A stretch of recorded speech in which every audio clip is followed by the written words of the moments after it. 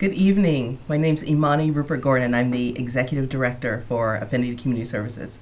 Affinity is a social justice organization working with LGBTQ people of color in the south side of the city. And we work to highlight the voices and experiences of women, transgender, and gender nonconforming individuals. Today, we are going to talk about the Olympics, which I'm very, very excited about. But before we get started, I want to introduce who's in the studio today. So first we have Anna DeShawn. Anna is the board vice chair of Affinity Community Services, and Anna will be answering the phones. Remember, this is a call-in show, so if you have any questions or you want to be part of the discussion, we are at 312-738-1060. And then also, I have Aisha Davis, which I'm very excited to have Aisha join us today. So Aisha is the Tyrone Garner Fellow for Lambda Legal. Aisha is a lawyer and a lover of the Olympics. I am. I do enjoy the games. Lovely. So thank you so much for joining us. Thanks for having me. So let's just jump right in. Okay. Okay, so I'm really glad that we're getting a chance to talk about this because I know that a lot of what happened, certainly the second week of the Olympics, is that a lot of the conversation was really focused around Ryan Lochte, and there's other things that happened in the Olympics, and I'm excited that we're going to get to talk about this. Yes. Specifically, I'm talking about right now the tweet that Ellen DeGeneres posted that had a picture of herself photoshopped on Usain Bolt, and she said, this is how I'm running my errands from now on. And I thought that was really interesting because, in the, 2 days before everything with Ryan Lochte happened, people were talking about this, and people kind of fell into two camps. Mm-hmm. One, people really, really cared about this, and then one camp of people was just like, this isn't a big deal, and didn't think too much of it. And so I guess to get started, Aisha, what did you think? What camp did you fall into? I feel like I was kind of in the middle in terms of how I saw this whole situation. Part of me was, concerned about it. I did see the issues with it. I understood that it was problematic. But at the same time, I was too busy focusing on all of the wonderful Black women who were winning medals and being amazing. So I tried to push it to the back of my mind and just celebrate them. But really, I could see easily why people were offended by this tweet because it is one that builds upon these dichotomies that already exist in our society, right?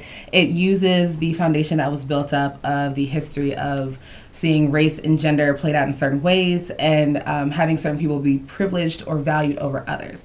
So in this instance, we have a white woman who has photoshopped herself on the back of a Black man and has decided that she's going to use him to help her run errands. And it's this idea of using him as some sort of beast of burden or some sort of piece of property for her own gain, as opposed to seeing him as an individual or as a person even, that I think sparked a lot of the backlash against it. And it's not something that is surprising to me because the entire country has been built up with this idea of, white women are innocent, they're fragile, they need to be protected. It was the basis for one of the first feature-length films, The Birth of a Nation, not the new one, the original one. And it has this idea that Black men are animals, that they are violent, that they must be stopped in order to protect white women who are, the perfection or the ideal of womanhood. So I could really see where people were kind of concerned that Ellen would use this really famous, extremely talented man as something other than a person, seeing him something as other than a person. So yeah, I definitely saw that side of things. Gotcha. Thank you. I think I saw we have a caller. Good evening. Some people don't get it, and some white people don't get it because they don't have a stake in it. Because if you remember a couple months ago when the mayor of New York City, he happened to be white, and his son had to be biracial, and when a lot of Black parents had to sit their son or daughter down and give them the talk, and they unless you're a white person, unless you have a Black child or a Black family member, they may get it. Otherwise, they don't get it. And on the subject matter, what you're talking about, how the heck when Madonna got away with, here's this white woman somehow can got control over these black men, and she used her sexuality, and she get a pass for doing that sort of thing in terms of how she could enslave a black man in terms of her womanly wow. But once again, some white folks are not going to get it because they don't have that personal stake like the mayor of New York City had to sit down and give their son the talk. Gotcha. Thank you so much, caller. I think that's actually a really important perspective. And, a bit about what you were talking about, this sort of historical perspective. I think what stood out to me in particular was that Ellen didn't apologize, and she didn't, and she said that she wasn't going to. And I guess that's the thing that really stood out to me. What she tweeted was that, and I'll show this as well. But she tweeted, "I'm highly aware of the racism that exists in this country, and it's the furthest thing from who I am."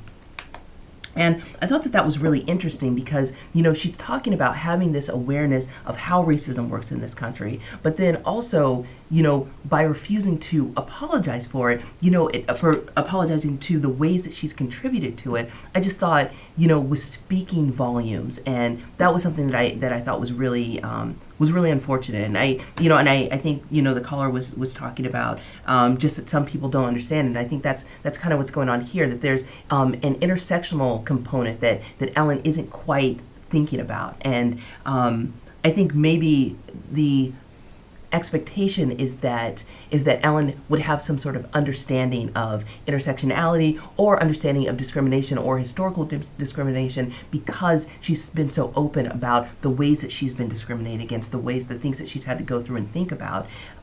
So I guess maybe we have this understanding that maybe she would think about this, and she simply hasn't, and I think that's something that was really discouraging. Yeah, I mean, it's interesting because across different movements, you have these situations come up, right? You'll have, in a room where you're talking about racial justice, someone may say something that is homophobic or transphobic. In a room where you're talking about LGBT rights, you may have someone say something that is racist or racially insensitive, or it just harkens back to discrimination. And the assumption that people understand different layers of oppression or have some understanding about different types of oppression because they fall under some one category of oppression is something that I kind of have dealt with a lot, right? So when you're talking about Ellen, we're looking at her as a lesbian, right? She's a white woman who is wealthy, but is also a lesbian. Her sexual orientation does not negate the privilege that she already experiences as a wealthy white woman. So she may not have had to engage in this conversation, like the caller said. People who are in interracial marriages, who have biracial children, or who've adopted children of another race, they are more likely to be forced to engage in these conversations. I will say that all of them do engage in them in healthy ways, or actually gain an understanding of what's happening to their family member or their loved one, but they are oftentimes presented with it more often than people who don't. So for Ellen, I am concerned because she is somebody who has such a large platform. She has the ability to engage in these conversations. She has enough people around her, but it seems like not the right people, to tell her that, you've experienced this type of oppression, and that's what affected you personally. You experienced homophobia. And you need to look at the ways that racism has affected other people. And the problem, I think, is that people who are told or confronted with others who are offended by something based on race, their first action is to be defensive and say, I'm not a racist. Instead of just engaging in a conversation that will help with understanding that, while what your intent may not have been was to be racist, the impact of your actions does still affect others. And you don't have the authority to say what is or is not offensive as the person who has done the problematic thing. And that is something that she really should engage in, that she has the opportunity to engage in, but I don't know if that's something that's really on the top of her list. Right. I think that's really important. You talked about impact and intent. I hope we get to talk about that a little bit later. I do see that we have a caller. We want to try to get that person through if possible.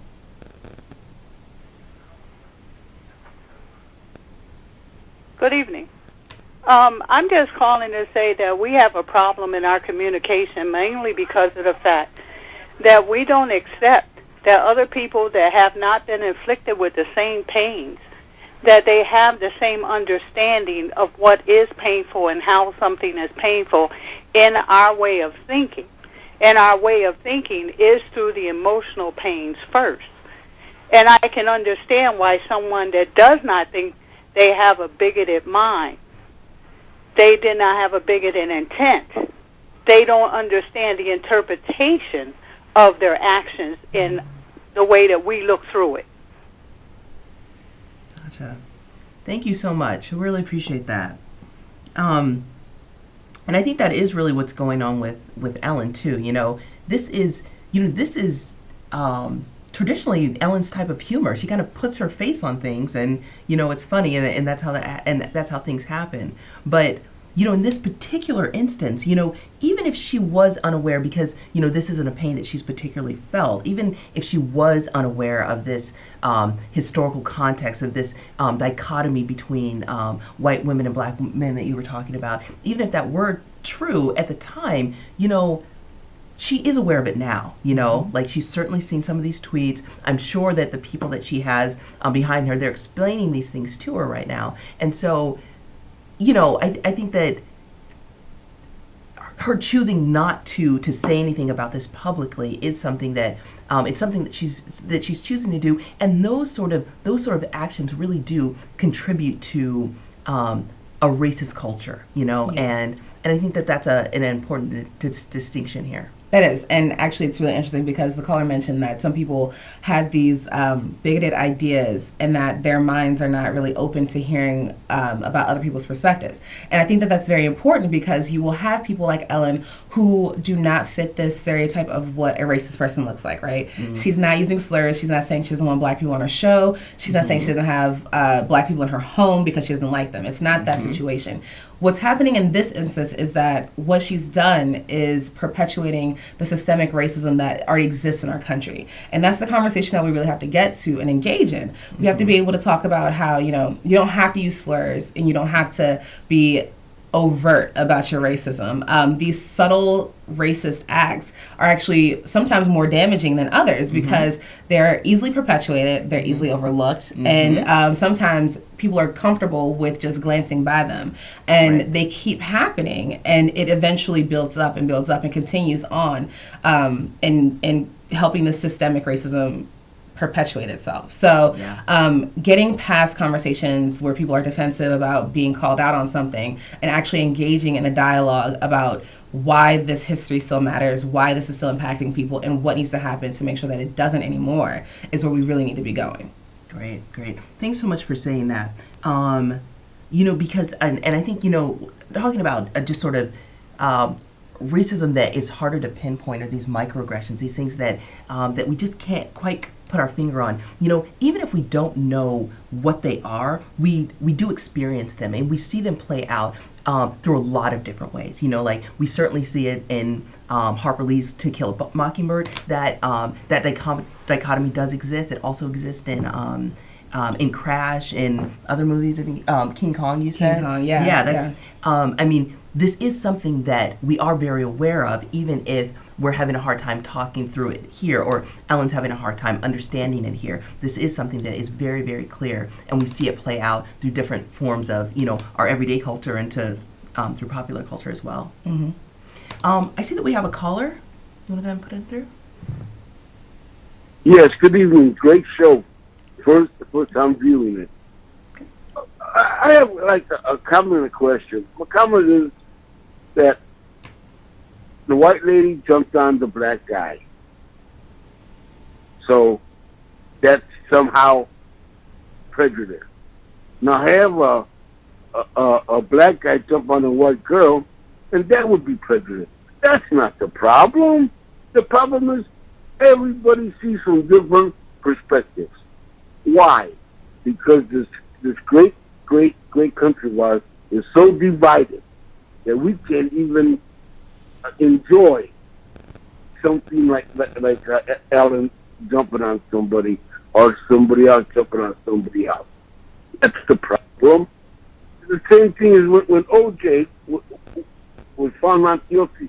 All the white people went crazy. All the black people were happy. Right? And we still haven't learned from that. When are we ever going to learn that not everything is prejudice, and then maybe we can be one country? Thank you. Thanks so much for your comment. You know, and I think that's actually kind of the core of what we're getting at. You know, when we talked about this in the beginning, you know, people kind of fell into two camps. Some people were really upset about it, and some people really weren't. But I think the distinction is kind of what you're talking about right now. We're not talking about actually Ellen being on, you know, Ellen jumping on someone's back that's the fastest person in the world and saying that this is how I'm going to do my errands now. I think what we're getting at is really the thing that Aisha was talking about in the beginning, and it's this historical context that that is talking about you know, a white woman's relationship to black men. That it's not in particular, it's not Ellen, sweet Ellen, the queen of nice Ellen, just being funny and photoshopping her face on someone. It's something that's much deeper than that, you know. And these things are rooted in they have racist roots, and those are things that continue to perpetuate oppression. So even though they're harder to pinpoint, this is something that's really difficult. And I think it's important that we have these kind of discussions, because it really is easy to think, oh, Ellen's so sweet, she's just being funny, but not recognizing that what she's doing is actually, it has something to, it is reminiscent to many of us in this country of something that was much more painful than that, and that's something that we need to be that we need to be aware of. And I think that when presented with something like this, we would hope that Ellen would say, even though that wasn't, I'm sure that was not her intention, but to recognize that that was the impact. You know, that now that she can see that there is something there, and that is a culture that we do all subscribe to, because what we said before, you know, there are movies, books, there are things.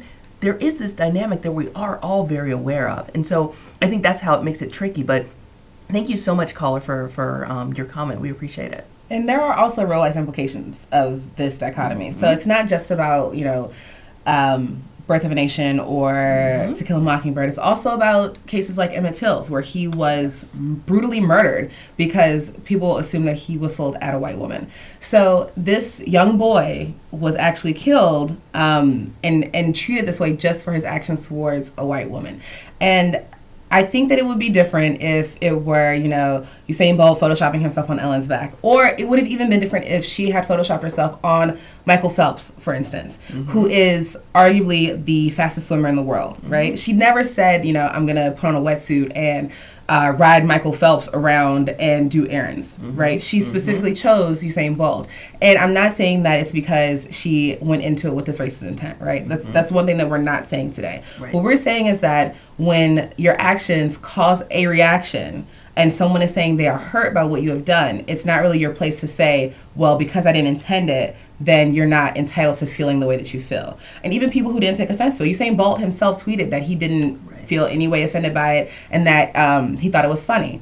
Just because he didn't feel that way about it doesn't mean that it didn't hurt other people. And also there's this other layer of it being a joke that was seen around the world, but Ellen is an American woman, right? Usain Bolt may have looked at it differently because he's Jamaican. I don't know what the dynamics in Jamaica are. I can't speak on them, and I won't even try to. But in the United States, where you have this dichotomy that has been used time and again to put forward the innocence and wholesomeness of white women to the detriment of black men and black women as well, this joke is not able to just be seen in a vacuum. It exists in this larger society and has to be treated as such. Right. Well said. Thank you so much. You know, we've also done a lot of it hasn't been comparing, but it's been talking about the sentiment about the intersections of sexual orientation and race. And I want to be really clear, too. We're not saying that these things are interchangeable, that they're the same, but we are trying to say that there's a sentiment, there's a thread that weaves through them that is a similar line of thought, you know? And so discrimination does work the same way throughout these intersections. And just wanted to be really clear about that, too. Right. I mean, it's... it can't be either or, really, because there are people who exist in both of these communities. There are people who have to go from the racial justice meeting to the LGBT rights meeting in the same day. That's just their lives.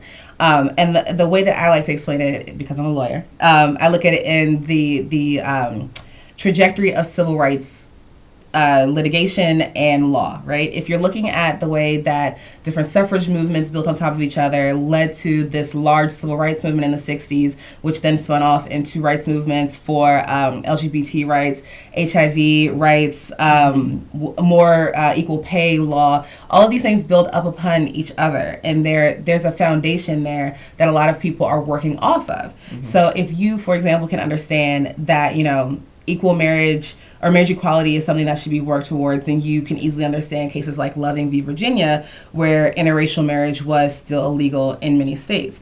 Or if you can see why you want women to be paid equally, then you should be able to understand why Black people want to be paid equally and not be disenfranchised. Or, right now, this large conversation about trans people being allowed in bathrooms, in this large bathroom topic, which that not even the most important topic a lot of trans people are saying. But that's another show.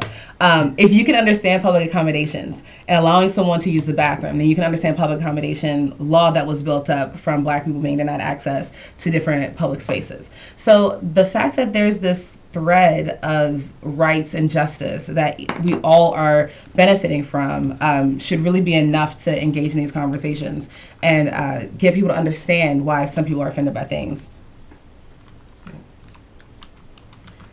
So the last thing that I want to say, I really appreciate that, is that what came up a lot was, this idea of impact versus intent, and really thinking about, especially when you're in positions of privilege, to really think about your impact and your intent. I think a lot of times when we're the ones saying things, we talk exclusively about what our intent is, but recognizing that that has a larger impact. And when we have privilege, sometimes we're not able to see as clearly sort of the impact that that our actions have, and to really be thoughtful about that. And also, we're talking about to continue to learn, to continue to teach ourselves, and to continue to engage, to try to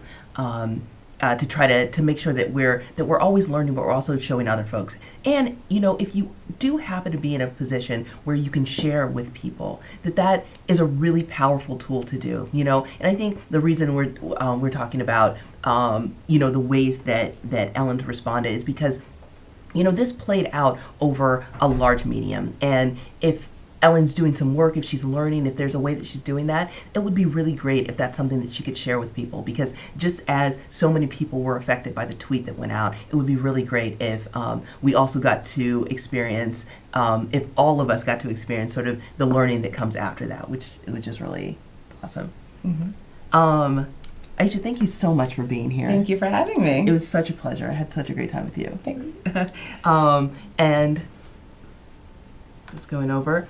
We are Affinity Community Services. My name is Imani Rupert Gordon. I am the Executive Director at Affinity. You should also know that we just moved. We're at 2850 South Wabash Avenue, Unit 108, so definitely feel free to come visit us.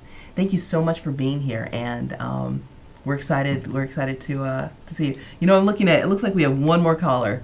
Let's go really, really quickly. Hey, come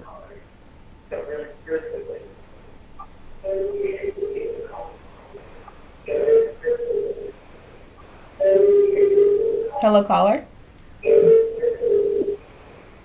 I'm so sorry. It looks like we couldn't hear. We did try to get you though. Thank you so much, everyone, for continuing to participate. We really appreciate it. Thanks so much again. Bye now.